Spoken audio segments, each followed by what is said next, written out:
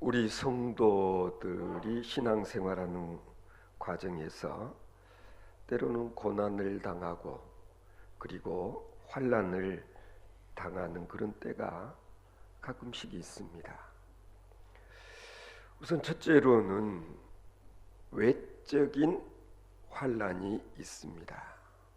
이것은 우리가 그리스도인이기 때문에 신앙 생활하기 때문에 받게 되는 그런 수모 그리고 박해라고 할 수 있습니다. 우리들을 일컬어서 성도라고 부르지 않습니까? 이 성도, 즉 하기오스라는 이 말의 의미는 세상과는 구별되어진 그런 삶을 사는 사람들이라는 그런 의미가 있습니다. 그러므로 우리들은 세상적일 수 없는 것입니다. 그렇기 때문에 때로는 자기들과 동화되어지지 않는 소위 성도들을 세상 사람들이 핍박을 하는 그런 일들도 있습니다.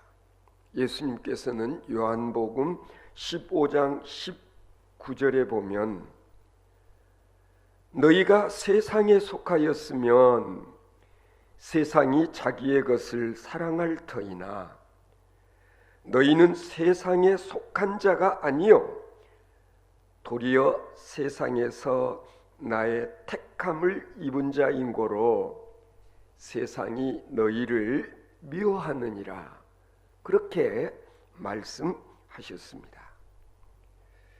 우리는 그런 점에서 언제든지 이와 같은 도전을 받게 되는 것입니다. 때로는 잘못된 신앙의 길을 가는 자들이 바른 신앙의 길을 가는 성도들을 오히려 괴롭힐 때가 있습니다. 소위 사이비 이단들이 우리 교인들을 괴롭히는 그런 경우도 있는 것입니다. 이러한 고난이 주어질 때 우리 성도들은 잘 참고 그리고 인내할 수 있어야 되는 것입니다. 두 번째로 성도들이 겪는 내적인 그런 고난 그리고 어려움이 가끔 있습니다.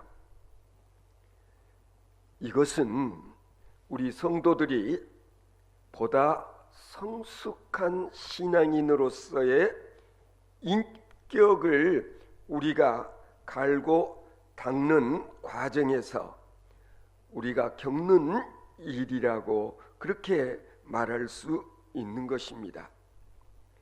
이런 과정에서 때로는 우리가 회의하기도 하고 그리고 어떤 영적인 그런 고통들을 겪게 되지만 그러나 이러한 것들은 우리가 요즘 가끔 쓰는 말로 소위 성장통과 같은 우리의 믿음의 인품이 좀 더 성숙해져가는 하나의 과정이라는 점에서 우리가 이것을 잘 참고 극복해내지 않으면은 안 되는 것입니다.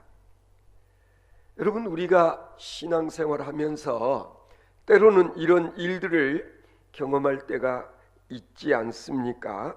그건 뭐냐면 진리보다는 불의가 그리고 의인보다는 악인이 더 득세하는 것처럼 보이는 그런 경우 있지 않습니까? 선한 사람들은 다 숨어버리고 그리고 없는 것처럼 보이는 그런 때도 있지 않던가요? 그럴 때면 우리가 문득 그런 생각도 합니다. 누가 진정 우리의 이 역사를 이끌어 갈 것인가 회의하기도 하는 것입니다. 오히려 악한 영에 이끌리는 사람들이 더 잘되고 더 득세하는 것처럼 보이는 그런 때 우리는 회의하는 정도가 아니라 때로는 절망하기조차 하는 그런 경험들 해보시기도 하셨을 것입니다. 그러나 우리는 분명해야 합니다. 우리의 삶, 우리의 역사는 하나님 손에 달려 있다. 하나님 손에 의해서 이끌려져 간다라는 것을 우리가 인정해야 됩니다. 성경은 시종일관 역사의 주인은 하나님이신 것을 증언합니다. 잠깐 동안 악인이 세력을 얻기도 하고 잠시 동안은 불의한 일이 벌어지기도 하지만 그러나 역사는 누가 뭐래도 하나님께서 지배하시고 그리고 우리가 소위 가끔 쓰는 말들이 있지 않습니까? 상선벌악, 이게 하나님이 살아 계시기 때문에 그렇다는 것입니다. 따라서 우리는 인내할 줄 알아야 합니다. 우리들의 신앙생활의 마지막 단계는 구원을 얻기 위해서 우리의 소망이 꺾이지 않아야 된다는 것입니다. 참고 기다리며 인내할 줄 알아야 되는 것입니다. 오늘 본문 24절에 보면 보이는 소망이 소망이 아니니 보는 것을 누가 바라리요, 그렇게 말씀합니다. 여기서의 이 소망이라고 하는 것, 즉 그것은 눈에 보이는 차원의 것이 아니라 눈에 보이지 않는 것. 우리 성도들의 소망이라고 하는 것은 언젠가 우리 모두가 가게 되어질 우리의 본향, 천국, 바로 거기에다가 우리의 소망을 두어야 된다라는 것입니다. 따라서 우리 성도들은 땅 위에 있는 어떤 물질적이며 현세적인 것을 추구하는 것이 아니라 영원한 하늘나라를 표대로 정해놓고 그리고 세상 사람들과는 다른 가치관을 가지고서 세상을 살아간다는 점에서 우리는 그들과 구별되어져야 하는 것입니다. 성도 여러분, 우리로 하여금 이런 일들을 가능케 하는 이가 누굴까? 우리로 하여금 이런 삶을 살아갈 수 있도록 도와주는 역할을 하는 이가 있으니 오늘 본문 말씀에 보면 그가 바로 성령임이라는 것을 가르쳐 주고 있습니다. 성령은 우리를 대신하여서 탄식하기도 하고 우리로 고통을 견딜 수 있게 하며 우리가 어떤 환난 가운데서도 우리로 하여금 간구할 수 있도록 기도할 수 있도록 돕는 역할을 하는 것이 바로 성령이라는 것입니다. 우리가 가끔 그런 표현 할 때가 있지 않습니까? 나는 우리는 빌 바를 모르나 그러나 성령님께서 우리로 하여금 하나님께 기도해야 될 것이 무엇인지를 우리로 깨닫게 하고 우리에게 그것을 가르쳐 주는 역할을 하는 이가 누구냐 하면 바로 성령님이라는 거예요. 그러므로 우리는 기도할 때에 먼저 성령님의 도우심을 구하는 그런 자세로 기도할 수 있어야 되는 것입니다. 우리가 하나님을 바로 알게 되는 이런 일들로 우리는 좀 더 성숙한 그런 신앙인으로서의 삶을 살아갈 수 있는 것입니다. 오늘 본문 27절에 보면 우리의 마음을 감찰하시는 하나님이심을 바울 사도는 말씀하고 있습니다. 우리가 구약 성경을 보면 다윗은 시편 139편 1절부터 4절까지 말씀을 보면은요, 주께서는 나의 앉고 일어섬을 아시며 나의 길과 눕는 것을 감찰하시며 라고 표현하고 있습니다. 무슨 뜻이겠습니까? 하나님께서는 우리의 일거수일투족을 다 지켜보고 계신다. 달리 말씀드리자면 우리 모두는 다 하나님의 감찰 대상이 된다, 그런 뜻인 것입니다. 왜 하나님께서는 우리의 일거수일투족을 감찰하시나? 그것은 우리의 행위와 우리의 행실대로 보응하시기 위함입니다. 아모스 선지는 말씀했습니다. 하나님께서는 갈멜산 꼭대기에 숨어 있는 자를 찾아내시고 그리고 바다 밑에 숨은 자를 뱀을 통해 물게 하실 것이라고, 따라서 하나님의 감찰을 벗어날 수 있는 그런 사람은 우리 가운데 없다. 하나님의 시선이 미치지 않는 곳은 없다라는 거예요. 예전에는 이런 얘기하면은 설마 그럴 수 있을까 싶은 생각을 하기도 했었지만은요, 요즘은 어떻습니까? 곳곳에 CCTV라는 게 설치되어져 있어서 어떤 사건 사고가 나면은요, 대번에 CCTV들을 이렇게 모니터링 해가지고 범인을 찾아내고 사건이 어떻게 시작되었는지까지도 다 이렇게 추적해낼 수 있는 그런 삶을 오늘날 우리가 살고 있지 않습니까? 그래서 옛날부터 우리 어렸을 때도 그런 말은 했어요. 우리가 장차 죽어 하나님 앞에 가게 되면은 우리의 살아온 과거지사를 싹 한번 주마등처럼 그렇게 보여주는 일이 있을 것이다. 라이프 애프터 라이프라는 제목의 그런 책 어느 외과 의사가 썼죠. 무디라는. 그런데 이 책을 읽어보면은 소위 죽음을 경험했다가 다시 깨어난 사람들의 증언, 공통적인 것은 뭐냐면 밝은 빛 앞으로 인도되어졌어. 그리고 정말 내가 살아온 과거를 아주 짧은 시간에 한번 싹 되돌아볼 수 있는 그런 일이 있었다. 이렇게 이야기들을 하고 있는 것입니다.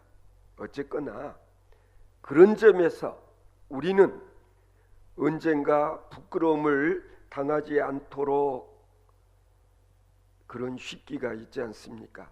하늘을 우러러 부끄러움 한 점 없는 그와 같은 삶을 우리는 살아가야 된다는 것입니다. 오늘 본문 말씀을 보면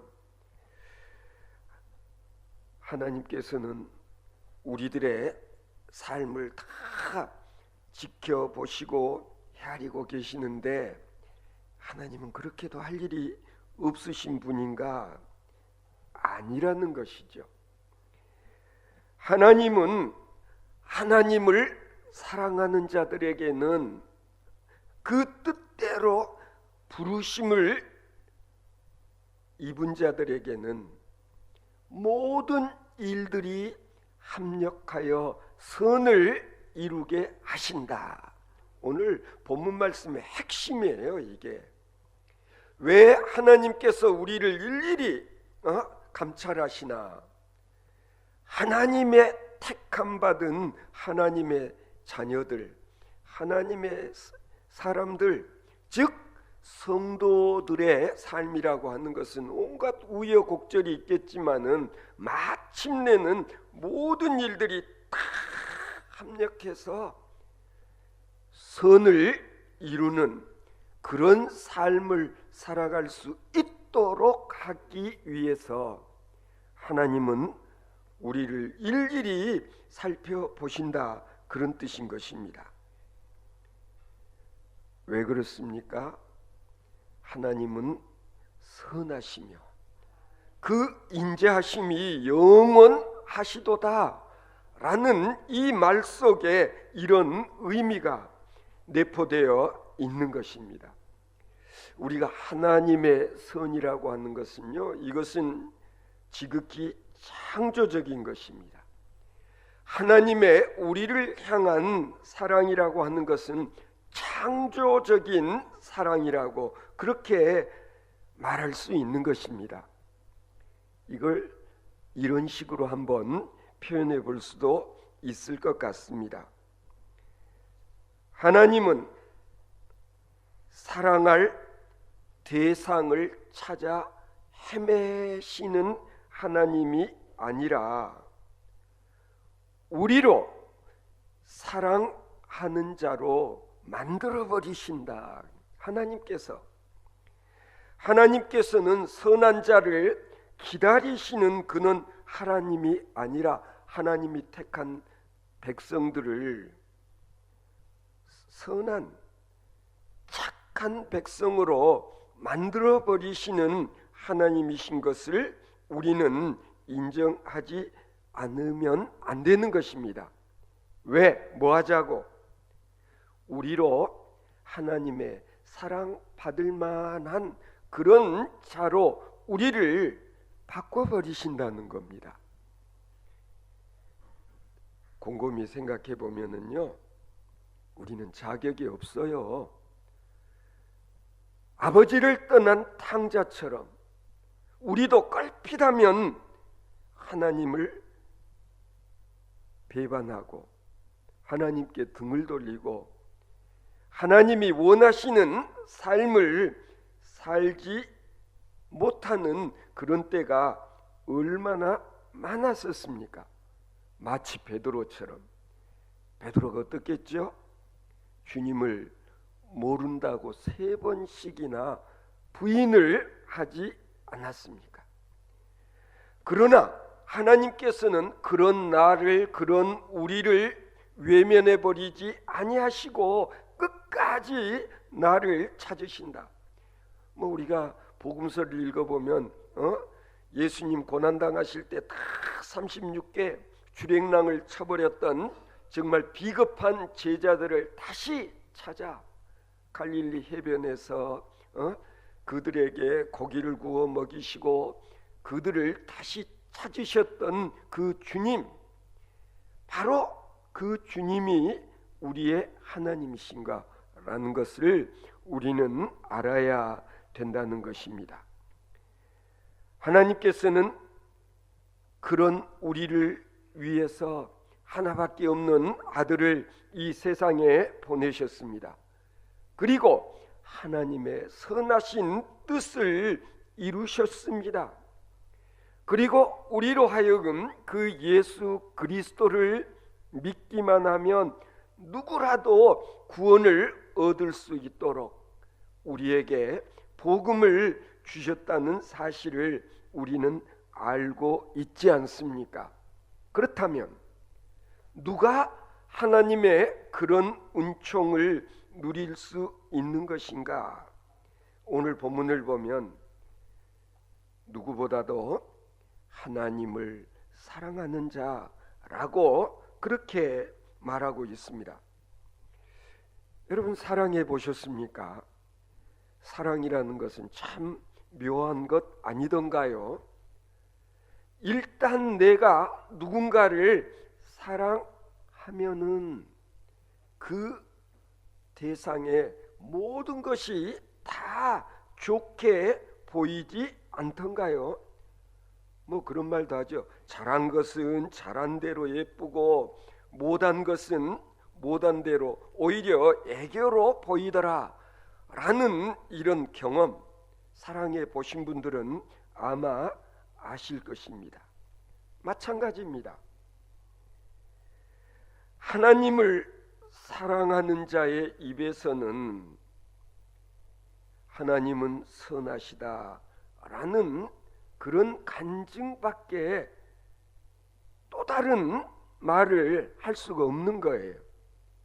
가령 부모와 자식의 관계,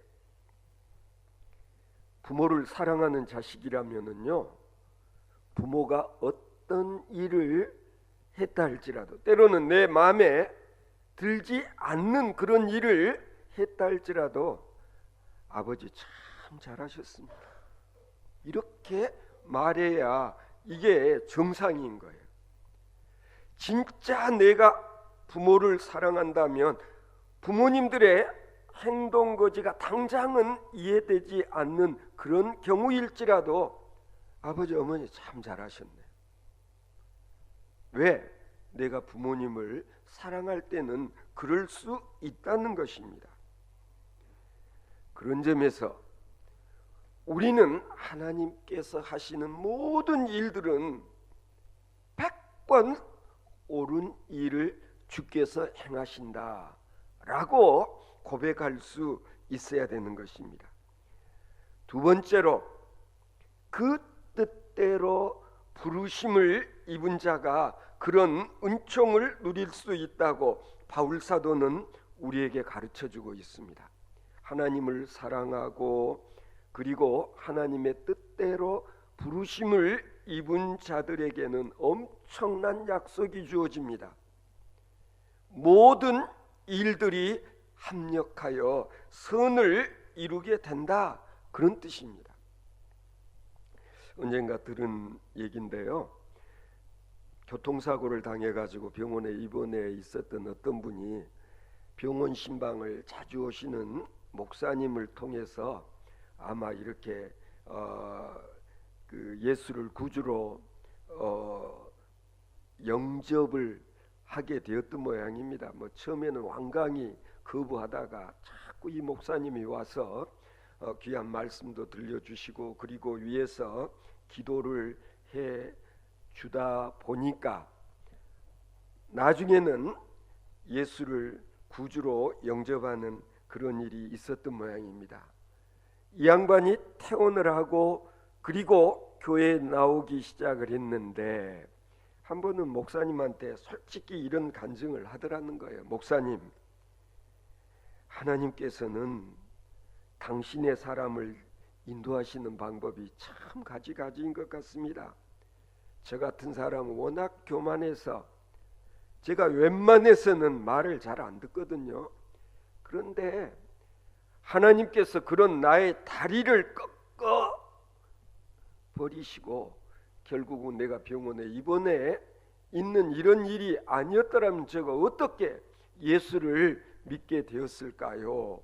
라고 고백을 하더라는 것입니다. 지난 월요일 날은 아까 말씀드렸던 대로 우리 큰 동서가 병원에 입원해 있어서 우리가 장례를 다 치르고 난 다음에 전남대 병원을 병문안을 갔습니다. 뭐 당뇨에다가 그리고 간이 좋지를 않아서 상당히 좀 쉽지 않은 그런 투병 생활을 하고 있는데 가는 중에 우리 처형 가운데서 그런 얘기를 해서 우리 가서 형님한테 전도했으면 좋겠다 그랬더니 우리 큰 처형이 그렇게 말씀을 하셨어요. 고개를 흔드시면서 안 될 거다, 안 될 거다. 그래서 병실에 가서 병문안을 하고 제가 형님께 말씀드렸어요. 형님, 제가 요즘 보험 세일즈 하고 있습니다. 보험 하나 드시죠. 그리고 제가 이야기했어요. 제가 연세대학교에서 학생들 강의하고 가르칠 때 제가 학기 말이면 꼭 한 번씩 이야기한다고. 여러분 가운데서는 죽으면 모든 것이 끝이라고 생각하는 사람들이 많죠. 어떤 사람들은 죽으면 끝이 아니라 내세가 있고 천국과 지옥이 있다고 그러는데, 예수를 믿으면 천국으로, 예수를 믿지 않으면 지옥으로 간다. 그런데 없다 그러다가 막상 죽고 나서 딱 보니까 천국이 있고 지옥이 있으면 그때 어떻게 할 거냐. 그래서 미리 보험 하나 들어둘 필요가 있다. 보험 드는 게 뭐 돈 드는 것도 아니고 그렇게 어려운 것도 아니다. 하나님이 세상을 이처럼 사랑하사 독생자를 주셨으니 누구든지 저를 믿는 자는 멸망치 않고 영생을 얻게 하려 하심이라. 그 말 끝에 아멘 하면 보험 가입이 되는 것이다. 제가 그렇게 학생들에게 이야기를 하면 연세대학교는 절반은 천주교나 기독교 신자고 절반은 그냥 연대가 상 명문이어서 온 아이들인데 그 50% 아이들 중에 70-80%가 시험 답안지에 내가 부탁한 대로 예수를 믿겠다고 한 아이들은 물고기, 그리고 관심 정도는 갖게 되었다 그러면 동그라미. 그런데 놀랍게도 70-80%의 아이들이 물고기를 그리거나 동그라미를 칩니다. 그 보험 형님께 들으라고 말씀드리고 싶습니다. 그리고 제가 요한복음 3장 16절을 읽어드렸어요. 형님이 어떻게 할게요? 아멘. 그리고 눈물을 글썽거려서 제가 그 자리에서 세례하겠다고 물 준비해서 세례식을 거행했습니다. 여러분 어떻게 생각하십니까? 하나님께서는 정말 사랑하는 자, 하나님께서 찜한 사람은요 아무리 발버둥 쳐도 딴 길로 못 가요. 결정적인 순간에 하나님의 사람이 되는 겁니다. 여러분, 많은 일들 가운데서 요즘 우리 가운데 놀라운 일들이 벌어지고 있지 않습니까? 도저히 불가능할 것 같았던 남과 북이 정상간에 대화를 하고 휴전선에 있었던 이 지피들 다 제거해버리고 판문점 안에서는 완전히 무장을 해제하는 그런 믿기지 않는 일들, 남북 간의 철길을 잇기 위해서 공동조사를 진행하고, 그리고 바람직하기는 북미 간에 서로 수교를 함으로 인해서 실질적인 종전 선언이 어쩌면 현실화 될지도 모르겠다는 그런 분위기. 모르긴 해도 김정은 위원장의 답방이 조만간에 이루어지지 않을까. 여러분, 우리가 이런 일들을 위해서 얼마나 오래 기도했습니까? 우리는 불가능해도 하나님께서는 그런 모든 일들을 가능케 하시는 하나님이신 것을 믿으시기 바랍니다. 성도 여러분, 그동안 우리가 겪었던 모든 아픔과 고통이 마침내는 합력하여 선을 이루게 되어질 줄로 믿으시기 바랍니다. 가만히 보면 의인은 안중에도 없고 목전의 이익만을 쫓아서 옮겨다니는 철새 정치인들, 당략에 치우쳐 국민들 두려워할 줄 모르는 위정자들, 이제 곧 우리가 이들을 부끄럽게 만들어 버려야 하지 않겠는가 말입니다. 성도 여러분, 저는 믿습니다. 하나님께서 우리 대한민국을 보호하시어서 정말 한반도에서는 다시는 전쟁이 없는 그런 이 나라, 이 민족이 되어지며 정말 남과 북이 하나 되어서 세계 속에서 정말 동방의 등불과 같은 놀라운 역할을 하는 그런 이 나라, 이 민족이 되어질 줄로 믿습니다.